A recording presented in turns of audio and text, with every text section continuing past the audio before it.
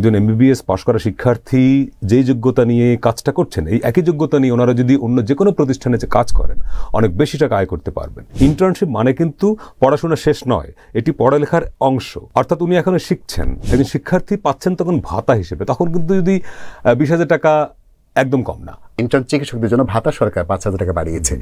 এই সিদ্ধান্ত সম্পর্কে আপনার মূল্যায়ন শুনবো, পাশাপাশি এই বৃদ্ধিটা পর্যাপ্ত মনে করছেন কিনা?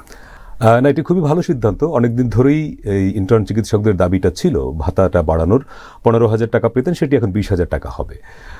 কিন্তু আমি মনে করি এখানে দুটি আসপেক্ট আছে। প্রথমত, যদি ইন্টার্ন চিকিৎসকদের এই কাজটাকে আমরা একটা রেগুলার চাকরি হিসেবে বিবেচনা করি, যেটা একটা ফুল টাইম জব, তাহলে কিন্তু এই 20,000 টাকাও কম।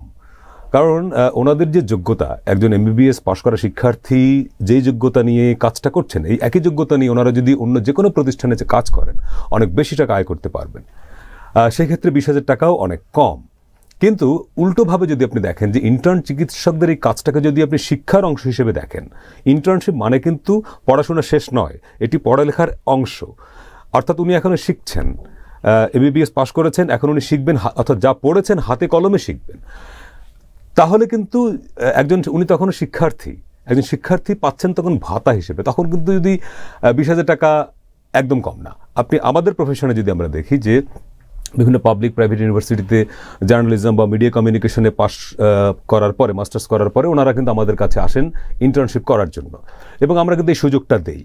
এখন ওনারা দুই কারণে করেন। প্রথমত, ওনাদের পড়াশোনার অংশ হচ্ছে ইন্টার্নশিপ করা, এবং 3 মাস 6 মাস করার পরে আমরা একটা সার্টিফিকেট দিলে এটি ওনাদেরকে একাডেমিক ক্যারিয়ারে কাজে লাগে। আমার হাতে অনেক ঘটনা এরকম ঘটেছে। আমার বর্তমান প্রতিষ্ঠানে এবং আগের আমি যে টেলিভিশনে কাজ করতাম, অনেকেই ইন্টার্ন করতে এসছেন, তাদের কাজ ভালো লাগার পরে আমরা কিন্তু রেখে দিয়েছি ফুল টাইম জবে। তারা এখন অনেকেই অনেক টেলিভিশন চ্যানেলে খুবই ভালো করছেন, তারা এসছিলেন ইন্টার্ন হিসেবে। অর্থাৎ ওনাদের দুটি পারপাস থাকে, একাডেমিক পারপাস, আবার কখনো কখনো ওই শিখতে শিখতেই তারা দক্ষ হয়ে যান। এবং আমার বর্তমান টেলিভিশনে একাধিক ছেলে মেয়ে আছে যারা ইন্টার্ন করতে এসেছিল, তারা এখন ফুল টাইম প্রডিউসাররা যেসব কাজ করেন, পিসিআর এর খুব জটিল কাজ, তাও কিন্তু শিখে ফেলেছেন। কিন্তু ইন্টার্ন করার সময় তাদেরকে আমরা খুবই সামান্য একটা পয়সা দিতাম। এই পয়সাটা আমরা দিতাম শুধুমাত্র তুমি আসবা যাবা একটা কনভিন্স হিসেবে।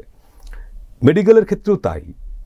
ধরেন 20,000 টাকা কিংবা আগে ছিল 15,000 টাকা, এই টাকাটাকে ওনারা যদি কনভিন্স হিসেবে নিতেন যে তুমি তো ভাই শিখছো বা তুমি তো বোন শিখছো, শেখার অংশ হিসেবে কিন্তু 20,000 টাকা একদম কম না।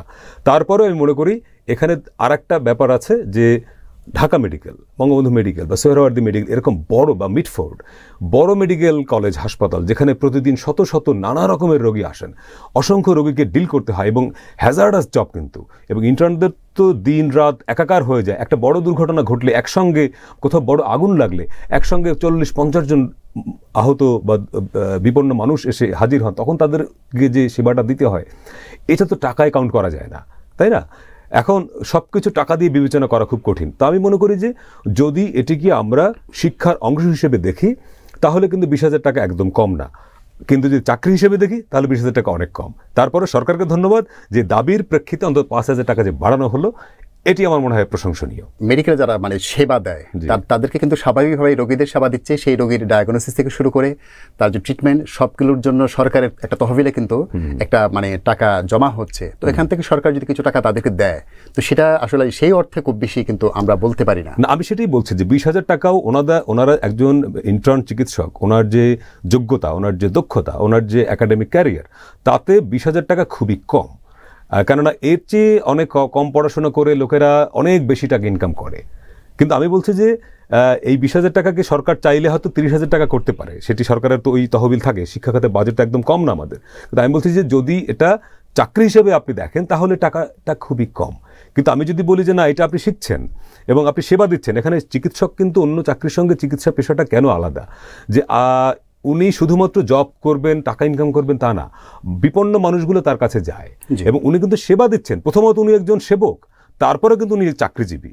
সেই হিসেবে আমি মনে করি যে এই টাকাটা বাড়ানোর আমি খুবই সমর্থন করি। আরও একটু বাড়ানো গেলে খারাপ না, কিন্তু না বাড়ালে মন খারাপ করারও কিছু না, আমি সেটা মনে করি।